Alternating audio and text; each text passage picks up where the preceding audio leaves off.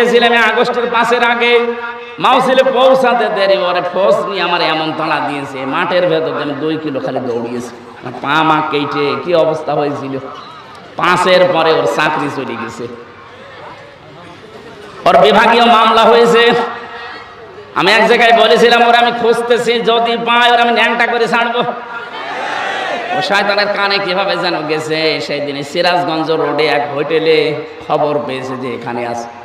ও এতদিন লুকিয়েছিল কক্সবাজারে, চলে এসেছে রাতের বেলা। কিভাবে আমার গাড়িটা ধরে ওই হোটেলে আমি চা খাচ্ছি, আমার বসে হুজুর আমারে মাফ করে দিন। কে আপনি? আমার ওসি। আপনারও তো খুঁজছিলাম, আপনি মাফ চাবেন। ওই দিন আমার গাড়িটা আন্দাজে ধরে নিয়ে গিয়েছিলেন, 1,13,000 টাকা নিয়েছেন বিনা কারণে। ওই যে বাড়ি ভাইয়ের গাড়ি ছিল আগে, ওই টাকা ফেরত দেন, এরপরে মাফ চান। টাকা আনি না, টাকা না দিলে মাফ নেই। আমার ওপর শারীরিক যে নির্যাতনগুলো হয়েছিল, আমার পা কেটে গিয়েছিল, আমি দৌড় দিয়েছিলাম, এগুলোর জন্য আমি মাফ করে দিয়েছি। কিন্তু টাকা না দিলে কোনো মাফ হবে না। মিথ্যা মামলা দিয়ে, মিথ্যা সাক্ষী দিয়ে দিয়ে আপনি বিনা কারণে মিথ্যা সাক্ষী দিতে গেলেন, মানে অনেককে বাধ্য করতো মিথ্যা সাক্ষী দিতে। সাক্ষী দেয় মানুষ দেখে, শাহেদ মানে সাক্ষী। শাহেদ মানে কি বলেন বলেন? শাহেদ হয় কখন? মানুষ যখন এই চোখ দিয়ে দেখে। কথা বলেন না কেন? 15.5 বছরে যত মামলা ছিল, সাক্ষী যারা দিয়েছে অধিকাংশগুলো দেখা সাক্ষী না, শোনা সাক্ষী। আপনি দেখেন আমার যারা সাক্ষী দিয়েছে, আমারে ধরে নিয়ে গেল বাড়ি থেকে, আর ওখানে পরের দিন পেপারে দিলে ওনারা আমরা মজমপুর গেট থেকে ধরেছি, পুরা মিথ্যা কথা। তাহলে এই বিরুদ্ধে তারা সাক্ষী দিয়েছে, তারা কি সত্য সাক্ষ্য দিতে পারবে? পুরাটা বানিয়ে বানিয়ে দেবে না। এই জন্য মুসলমান যদি মিথ্যা সাক্ষী দেয়, সে আল্লাহর বান্দা থেকে খারিজ হয়ে যায়। এ বাংলাদেশে মিথ্যা সাক্ষী বন্ধ হলে 1,10,000 মানুষ জেলখানায় আছে, আমার মনে হয় 70,000 বের হয়ে যাবে। বিনা কারণে পড়ে আছে, কিচ্ছু জানে। বান্দার হক নষ্ট করবে না, এটা কিন্তু বান্দার হক। ও যতদিন মাফ না করবে, আল্লাহ আপনাকে মাফ করবে না। এই যে মেয়েদের এই দেনমোহর দেওয়া, এটা কিন্তু তার হক। আজ বাংলাদেশে অনেকে দেনমোহর না দিয়ে মাফ চেয়ে নেন, না, মাফ হবে না। আগে দেনমোহরের টাকা দেওয়া লাগবে। এক কথা বলেন না কেন? দেনমোহর শোধ আছে কার কার? হাত তোলেন তো। ও আমার বাপ তো হাত তুলছে না। আমার আব্বা ধরা খাবে। আব্বা কত আপনার দেনমোহর কত দেওয়া লাগবে? আপনার দরকার টাকা না থাকলে আমারে বলেন, আমি টাকা দেবো, এটা মারে দেওয়া লাগবে না। আমার আব্বার মনে হয় বাকি আছে। হাত তুলছে না কেন? বাকি নেই? ক টাকা?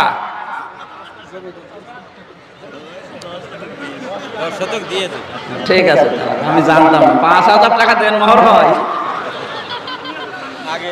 যারাই যা করেছেন সে যতটুকুই হোক দেওয়া লাগবে, দেওয়া লাগবে। হোসাইন পেছনে না, ও বিয়ে করার সময় মনে হয় সরাসরি দিয়ে দিয়েছিল। ও অল্প করেছে মনে হয় 2,000, 1 লাখ।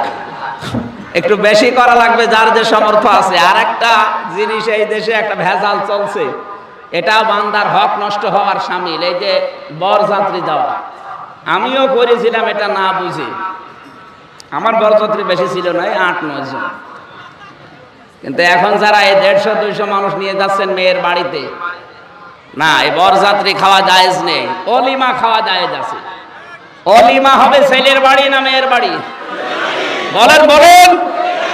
সম্মানিতা মা বোন যারা এসেছেন, বরযাত্রী আসবে, এই বিয়ে আর করবেন না। ও এমনি বাধ্য হয়ে বিয়ে করবে। আপনারা শক্ত হন, দেখেন, ও বাধ্য হয়ে বিয়ে করবে। করবে না মানে ওর বাপ করবে। আপনারা শক্ত হবেন, বলবেন না কিসের বরযাত্রী, দরকার হয় আমরাই উল্টো করে মেয়ের বাড়ি থেকে আপনার বাড়ি যাব। কারণ নবীজি যত বিয়ে করেছিলেন, বরযাত্রী না অলিমা? আরো জোরে বলেন। মাওলানা হোসাইনেরও 2 মেয়ে, আমারও তো 3 মেয়ে। এই জন্য বারবার অলিমার কথা বলছে যেন আমরা বেশি যাই না। ভাই, এটা হাদিস। হক পেলে আবাদ নষ্ট হচ্ছে এর দ্বারা। আশা করছি সামনে হাসি খুশি হোক আর পাগলামি করে হোক, কোনো ছেলের বাবা এই কাজ করবেন না। আপনি নিজেও জাহান্নামে যাচ্ছেন হারাম খাবার খেয়ে, ওই বরযাত্রীগুলো হারাম খাবার খাওয়াচ্ছে। কারণ মেয়ের বাবা তো আর ইচ্ছা করে আপনাকে খাওয়াচ্ছে না, বাধ্য হয়ে। এই কথা বলে না কেন? 18 বছর 20 বছর 25 বছর একটা মেয়ে এত সুন্দর করে মানুষ করার পর কষ্ট করে আপনাকে দিচ্ছে, এরপরও 150 মানুষ খাওয়ানো লাগবে মানে? আপনি এত বড় জালেম।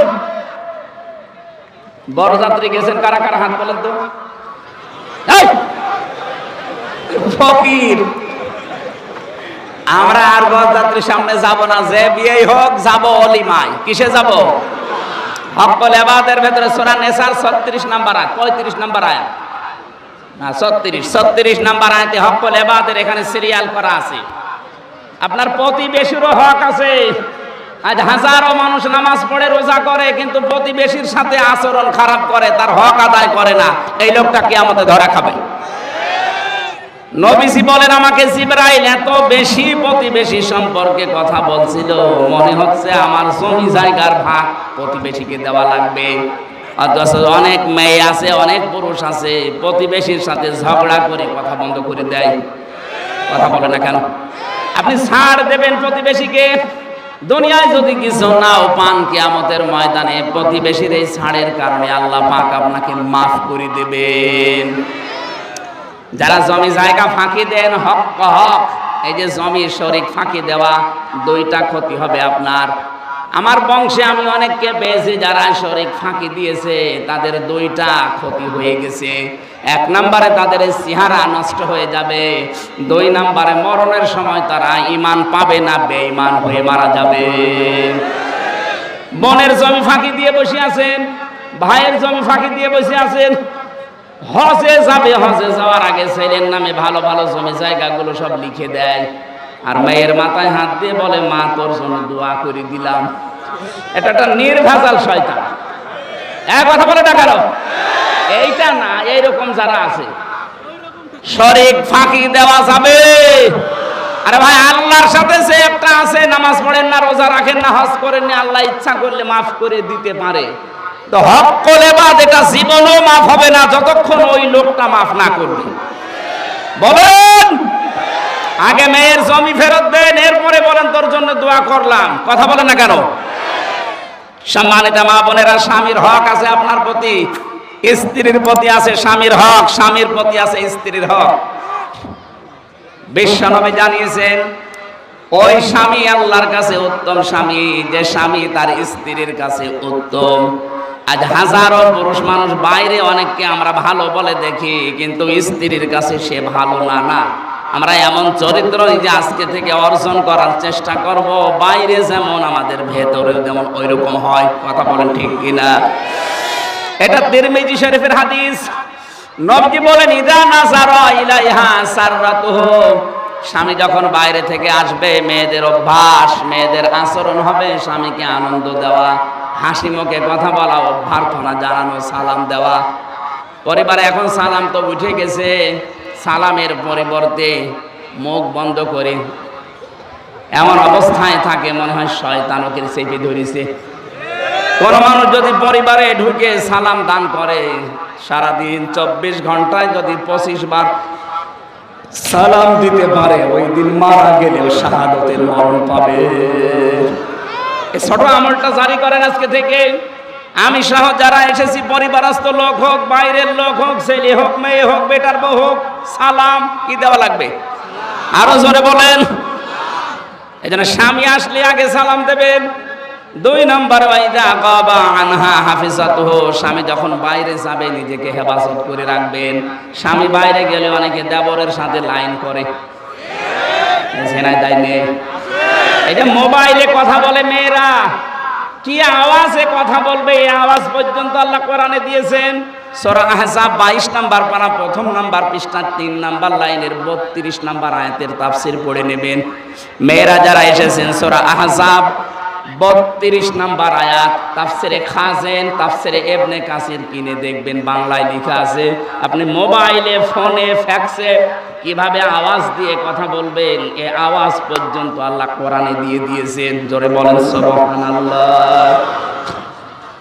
আর 14 জন পুরুষের সাথে আপনি কথা বলতে পারবেন ফ্রি মাইন্ডে। কয়জন? বলেন বলেন। 1 নাম্বার আপনার বাবা, 2 নাম্বার আপনার আপন ভাই, ওই খালা তো ভাই, মামা তো ভাই। 3 নম্বরে আপনার ছেলে, 4 নম্বরে আপনার মেয়ের যে জামাই আছে, মেয়ের জামাই কি বলে? না না, মেয়ের স্বামী, এই শাশুড়ির কি হয়? জামাই হয়। এদিকে স্বামী বলে, ওই রংপুরের লাইনে একটু ঝামেলা, ওরা জামাই বলে শেষে উল্টিয়ে যায় না। এরকম 14 জন আছে, আপন ভাইয়ের ছেলে, আপন বোনের ছেলে, এরকম 14 জন সূরা নিসার ভেতরে 21 নম্বর আয়াতের তাফসীরে আছে। এই 14 জন পুরুষের সাথে আপনি খোলামেলা দেখা করতে পারবেন। খোলামেলা মানে কি? শুধু মুখমণ্ডল, হাতের কবজি আর পায়ের পাতা বাদ দিয়ে আবার পুরা শরীর ঢেকে রাখা লাগবে। এই জন্য মেয়েরা যারা এসেছেন এখানে, ইসলামী মাইন্ডের যারা আছেন, শাড়ি পরা বাদ দিয়ে দেবেন। শাড়ি পরলে পর্দা আদায় হয় না। আপনি সালোয়ার কামিজ বানাবেন। কি কথা বলছেন না কেন? আর এই যে হেজাব আছে মাথার, পুরা মাথা দিয়ে, বুক দিয়ে, পিঠ দিয়ে ঢেকে যায় একটু বড়, এটা দিয়ে নামাজও হবে, পর্দার মতো ফরজ বিধানও আদায় হয়ে যাবে। হঠাৎ করে কারো সামনে পড়লে আপনার যেন পর্দা লঙ্ঘন না হয়। এই জন্য আজকে থেকে শাড়ি মাইনাস, শাড়ি ডিলিট করে দেবেন, এখন থেকে সালোয়ার কামিজ বানাবেন, ঠিক আছে? আমি মদিনার মিউজিয়ামে গিয়েছিলাম, হযরতে ফাতেমাতুজ জোহরার পোশাক ওখানে একটা আছে, ওনার কি জানি না, কিন্তু ওইটা এখন দেখায়।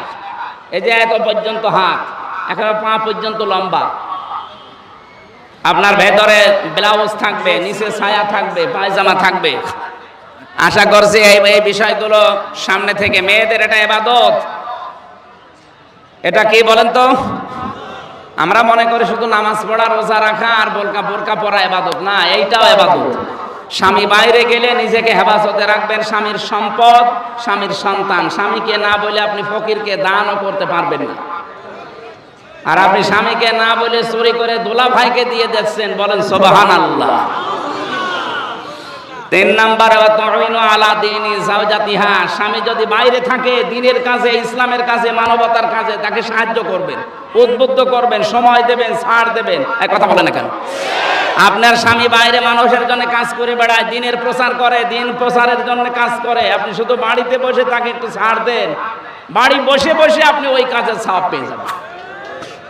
এজন্য সুস্থ অবস্থায় যদি আমরা ইবাদত বন্দেগী গুলো করি, অসুস্থ হয়ে গেলে ওই ইবাদতের সওয়াব আল্লাহ জারি করে রাখবে, বন্ধ করবে না। জোরে বলেন আল্লাহু আকবার। 4 নম্বরে, স্বামী যদি আপনাকে কোনো জায়েজ কাজের হুকুম করে, জীবন থাকতে আপনাকে মানা লাগবে। আল্লাহ আপনাকে তৌফিক দিন, বলেন আমিন। কি এটা কি? ঠিক আছে, এটা এখানে লিখেছেন আপনারা সম্মানিত মেহমান সালামবাদ। মহিলারা ইসলামী আন্দোলন করতে পারবে কিনা? কি পারবে না মানে ফরজ। নারী পুরুষ প্রত্যেকের জন্য দিন কায়েমের চেষ্টা করা ফরজ, কিন্তু ক্ষেত্র হবে আলাদা। মেয়েদের ক্ষেত্র মেয়েদের ভেতরে, পুরুষের ক্ষেত্র পুরুষদের ভেতরে। কথা বুঝতেছেন? কিন্তু দিন কায়েম করা এই জমিনে নামাজের মতো, রোজার মতো, এটা ফরজ। এটা না হলে আপনি নামাজও সঠিকভাবে পড়তে পারবেন না, এটা না হলে রোজাও আপনি ঠিক মতো রাখতে পারবেন না। এজন্য নারী হোক পুরুষ হোক, স্ব জায়গায় থেকে দিনের কাজ করা ফরজ। ফরজ এবং ফরজ আমাদের ছাড় দেওয়ার মন মানসিকতা, স্বামী স্ত্রীকে, স্ত্রী স্বামীকে আল্লাহ যেন দান করে দেয়। আর মাঝে মাঝে এই দোয়াটা জারি রাখবেন। সূরা ফুরকানের ৭৪ নম্বর আয়াত, রব্বানা হাব লানা মিন আজওয়াজিনা ওয়া যুররিয়াতিনা কুররাতা আ'য়ুনি ওয়াজআলনা লিল মুত্তাকিনা ইমামা। বলেন আল্লাহু আকবার। এটা পরীক্ষিত দোয়া। যদি আপনি এই দোয়াটা একাধারে 3 মাস পর্যন্ত পড়তে পারেন প্রতিনিয়ত নামাজের পর, বলা হচ্ছে আল্লাহ তুমি আমাকে একটা নেককার স্ত্রী দাও, সন্তানগুলো এমন ভাবে তৈরি করে দাও যাদের দেখলে আমার চোখ জুড়িয়ে যায়। এটা কোরআনের আয়াত, আল্লাহ নিজে আয়াতটা বানিয়েছেন। আমরা যেন আজকে থেকে পারিবারিক জীবনে আয়াতটা পড়ি, বলেন আমিন। এজন্য হক মেয়েদের যে 4টা বললাম, যদি মেয়েরা 4টা হক পরিবারে আদায় করে, জান্নাতের 8টা দরজা আল্লাহ মেয়েদের জন্য খোলা রাখবেন, বলেন সুবহানাল্লাহ। রব সম্পর্কে আলোচনার জন্য আমি বসেছিলাম, আপনারা সময়টা